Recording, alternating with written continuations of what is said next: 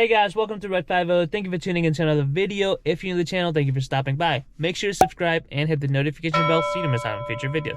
So, in today's video, we're going to be discussing some interesting news with the Mustang sales and its competition. I recently posted a video that in 2021, Mustang had the worst sales year, and not just 2021, 2020 was also the worst sales year for the Mustang, so it's pretty much been on a declining trend, which is not good for the Mustang enthusiasts. Ford recently put out the sales report for 2021, and including myself, like all car enthusiasts, including myself, when we looked at the report, we were pretty disappointed and kind of concerned what it means for the future of the Mustang. But that wasn't the only thing that was concerning about the 2021 sales report. Obviously, sales kind of fluctuate. There's so much going on right now. There's chip shortages, and they highly anticipate a S650 Mustang to be coming in. So it kind of makes sense that sales are declining. But in 2021, Dodge Challenger finally outsold the Ford Mustang, something it's never been able to do in its entire history, at least since it was revived in 2009. Mustang has always sit comfortably up top in terms of sales, despite what was happening around the world. Always taking the lead sales compared to Camaros and Challengers.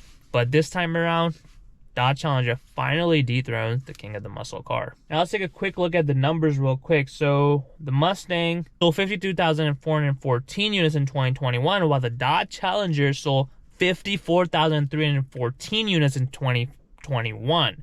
And just to put things in perspective, Camaro only sold 21,000 units, which was already a decline from its 26,000 units in 2020. So you can see, despite Camaro being one of the best chassis and best performers among the three in terms of like a regular SS versus the GT, it still doesn't sell all that well, because I feel like overall it's not an all-rounded car. If you want to live at the track, sure, it makes sense, but if you want to daily that car, it's just not pleasant. But yeah, so Dodge beat Ford Mustang basically by 2,000 units in 2021. It may seem like a small difference, but given with everything going around, I feel like it's pretty impressive for Dodge. Of course, it does help that Dodge got so many trim levels to choose from that every buyer, pretty much at whatever budget they've got, you got the base Dodge Challenger all the way up to like the Demon. So depending on whatever your budget is, Dodge got it for you. And I do appreciate the fact that they're really listening to the car enthusiasts, just putting all the power, wide body kits, in the world that everyone's going EV and hybrids,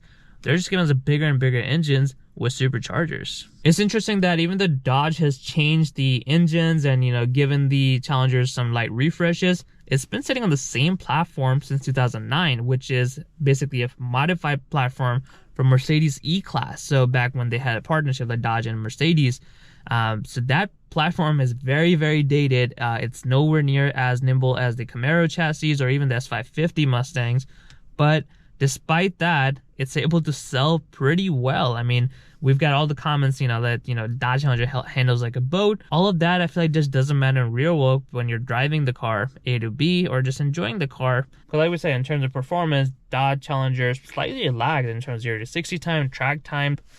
So, but I feel like Dodge just sparks that emotion in car enthusiasts, and the deep rumble of the V8, just traditional muscle car look, and not giving in what the market is dictating, but what the car enthusiasts want, which is, I feel like, very brave on Dodge's part, and it has really paid its dividends. I have to say, as well deserved. I mean, there's nothing else I can say. Mustang did not sell as well as we would have liked to, but Dodge has really found its niche and stuck to it, and that shows in the results. And not to mention, more competition is always better, guys. Like, just because Challenger's selling, Mustang or Mustang is outselling Challenger doesn't matter, because more competition means they're all competing against each other, trying to one-up each other, which means we're gonna get the benefits as a consumer. Remember in 2005, the Mustang came out with a 300 horsepower V8? I used to have those 4.63 valve V8s.